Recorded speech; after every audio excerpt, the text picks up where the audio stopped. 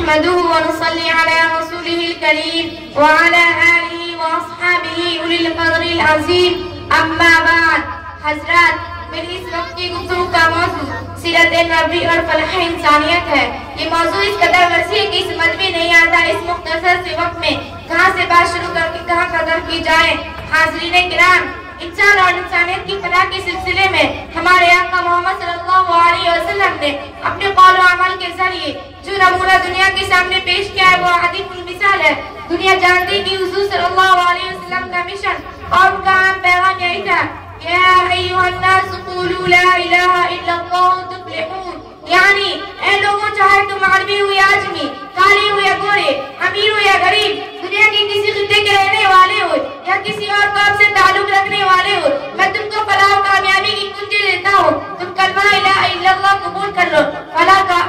पा जाओगे।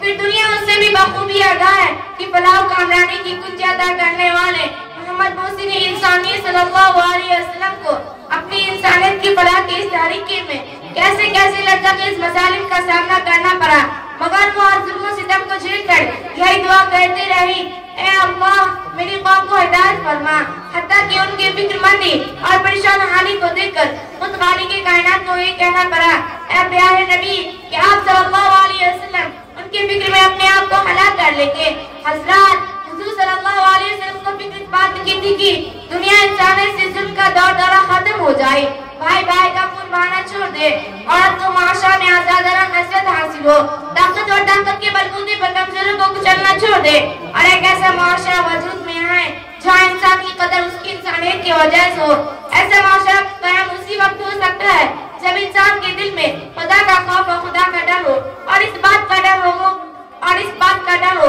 हमको खुदा के सामने अपने अच्छे बुरे छोटे बुरे अमल का खुदा के सामने जवाब देना है। इसलिए हुजूर सल्लल्लाहु अलैहि वसल्लम ने अपने हज्जतुल विदा के तारीखी खुतबा में ये फलाह जरी उसूल इरशाद फरमाया था कि याद रखो, किसी अरबी को आजमी पर, किसी आजमी को अरबी पर, किसी घोड़े को किसी काले पर, किसी मालदार को किसी गरीब पर कोई फजीलत और इज्जत नहीं मिलेगी। इज्जत वाला वो शख्स होगा जिसके दिल में खुदा का खौफ और खुदा का डर होगा।